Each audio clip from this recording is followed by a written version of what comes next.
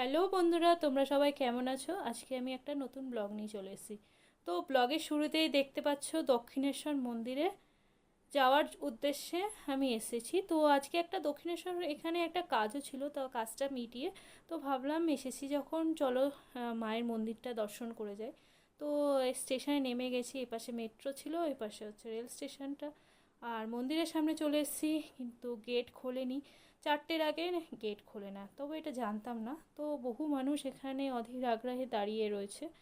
তো মন্দিরের ভেতরে যেটুকুনি হাত দিয়ে যতটা পারছি ভিডিওটা করার চেষ্টা করছি, কারণ 4টে বাজতে আর বেশিক্ষণ নেই। ওই আর 20 মিনিট মতন অপেক্ষা করতে হবে। তো মন্দিরের ভেতরটা পুরো এখন ফাঁকা, কারণ এই পাশে তো সবাই মানুষ দাঁড়িয়ে আছে। আর হচ্ছে মন্দিরে ওই যে মায়ের মন্দিরটা দেখা যাচ্ছে সাইড দিয়ে। তো ভেতরে যে কিন্তু একদম মায়ের মন্দির যেখানে আছে সেখানে কিন্তু ভিডিও করতে দেয় না, মানে ফোন অ্যালাউই নয়, ফোন জমা দিয়ে যেতে হয় বাইরে। তো এই যে 4টে বেজে গেছে, তো ভেতরে সবাই যাচ্ছে, এবার আমিও যাচ্ছি। তো অনেক বছর পরে এই মায়ের মন্দিরে দর্শন করতে এলাম। এর আগে অনেকবারই এখানে কাজে এসেছিলাম, ভেবেছিলাম মায়ের মন্দিরে যাবো, একবার দর্শন করে যাব, তো কোনো না কোনো কারণে যাওয়া হয়ে ওঠেনি। সবই মায়ের ইচ্ছা।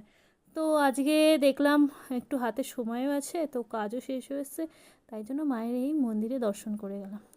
এই যে মায়ের মন্দিরটা এত সুন্দর লাগছে, বেশ অনেক বছর পরে আসছি, বেশ ভালোও লাগছে।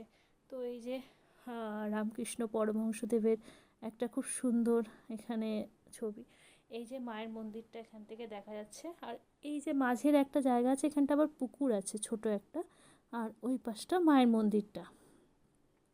মায়ের মন্দিরটা এই চূড়াটা খুবই সুন্দর, এত সুন্দর হাতের কাজ, সত্যি খুব ভালো লাগে। তো এরপর ভাবছি মায়ের মন্দিরে আমি একটু পুজো দেব, কারণ আজকে দিনটাও ছিল ভালো, মঙ্গলবার।